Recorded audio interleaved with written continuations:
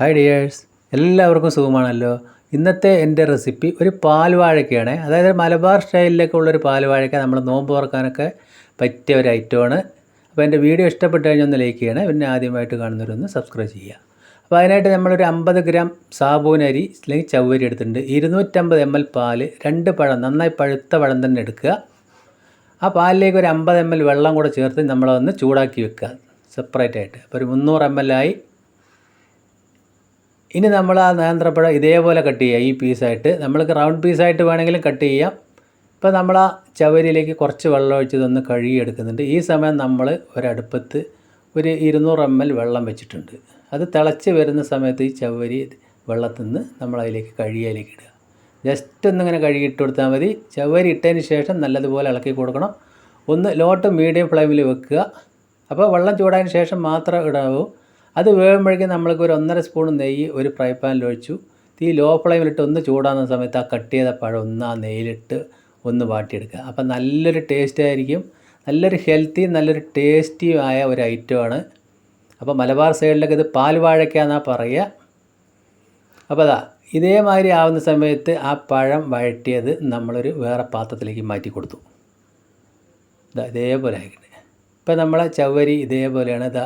വെന്ത് വരുന്നേ ഉള്ളൂ. അപ്പോൾ അതിന് സാബൂനരി എന്നും പറയും. ഒരു 3 ഏലക്കായ പഞ്ചസാര ചേർത്ത് ചതച്ചതിൽ ചേർത്തു. അതിന് ശേഷം ഒരല്പം ഉപ്പ് കൂടി ചേർത്തു. ഒന്നുകൂടി നമ്മളിതൊന്ന് തിളപ്പിച്ചിട്ടുണ്ട്. അപ്പോൾ നമ്മളിത് അടിപ്പിടിക്കാതെ തന്നെ ശരിക്കും നോക്കണം. വെള്ളം പോരായതുകൊണ്ട് ഒരല്പം വെള്ളം, ഒരു 2 സ്പൂൺ കൂടി ചൂടുവെള്ളം അതിലേക്ക് ഒഴിച്ചു കൊടുത്തിട്ടുണ്ട്. ഇപ്പോൾ നമ്മളെ ചവരി കറക്റ്റായിട്ട് ഇതാ വെന്ത് വന്നിട്ടുണ്ട്. ഈ സമയം നമ്മൾക്ക് അതിൻ്റെ പാല് തിളപ്പിച്ചതും കൂടി ഒഴിച്ചു കൊടുക്കാം. പാൽ ഒഴിച്ചു കൊടുത്തതിന് ശേഷം നന്നായിട്ടൊന്ന് തിളപ്പിച്ചെടുക്കുക.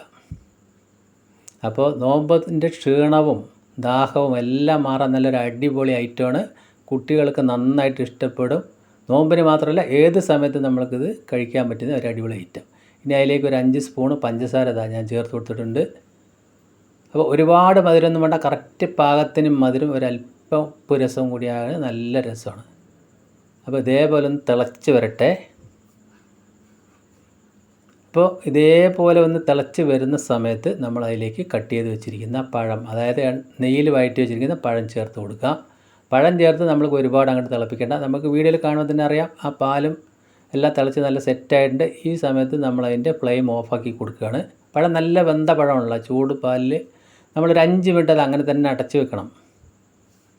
അപ്പോൾ നമ്മൾ അടിപൊളി പാൽ വാഴയ്ക്ക അത് അവിടെ റെഡി ആയിക്കൊണ്ടിരിക്കുകയാണ്. 5 മിനിറ്റ് കഴിഞ്ഞ് നമ്മൾ തുറന്ന് നോക്കുമ്പോൾ കാണാം അല്പം ഒന്ന് കട്ട് ചെയ്ത് വരുന്നുണ്ട്. പെട്ടെന്ന് തന്നെ ഇത് കുറുകി വരുന്ന ഒരു ഐറ്റമാണ്, എല്ലാവർക്കും അറിയാമല്ലോ. ഇനി നമ്മൾ അതിലേക്കൊരു വറവിട്ട് കൊടുക്കാനായിട്ട് 1.5 സ്പൂൺ നെയ്യ് ഒരു ഫ്രൈ പാനിലേക്ക് ഒഴിച്ചു കൊടുത്തു. അതിലേക്ക് ഒരു 5 ചുവന്നുള്ളി കട്ട് ചെയ്ത്. ഈ ചുവന്നുള്ളി കട്ട് ചെയ്ത് എന്തായാലും മലബാർ സൈഡിൽ നിർബന്ധമായിട്ട് ചേർത്ത് കൊടുക്കും. നമുക്ക് വേണ്ടെങ്കിൽ അത് സ്കിപ്പ് ചെയ്യാം. പിന്നെ ഒരു 8 കാഷ്യൂ നട്ട്സ് ചേർത്ത് കൊടുത്തിട്ടുണ്ട്. പിന്നെ ഒരു 10ഓളം ഉണക്കമുന്തിരി അതും കൂടി ചേർത്ത് ഒട്ടും കരിഞ്ഞു പോകാതെ തന്നെ നമ്മൾ ആ നെയ്യിൽ മൂപ്പിച്ചതിന് ശേഷം ഒരു പാത്രത്തിലേക്ക് മാറ്റി കൊടുത്തു. എന്നതിന് ശേഷം ഞാൻ ആ വറുത്ത് വെച്ചിരിക്കുന്ന അണ്ടി മുന്തിരി അതിലേക്ക് ഇതേപോലെയാണ് ചേർത്ത് കൊടുക്കുന്നത്. നേരിട്ട് നമ്മൾ ചേർത്ത് കൊടുക്കുന്നില്ല. അപ്പോൾ അതിൻ്റെ 3/4 ഭാഗം ചേർത്ത് കൊടുത്തിട്ടുണ്ട്. പിന്നെ നമുക്കത് അലങ്കരിക്കാനായിട്ടും വെച്ചു. അപ്പോൾ എൻ്റെ ഈ വീഡിയോ നിങ്ങൾക്ക് എല്ലാവർക്കും ഇഷ്ടപ്പെട്ടെന്ന് വിശ്വസിക്കുന്നു. എന്തായാലും ഇതേപോലെ ഒന്ന് ട്രൈ ചെയ്യാൻ നോക്കുക. വീണ്ടും നല്ലൊരു വീഡിയോ ആയിട്ട് കാണാം. താങ്ക്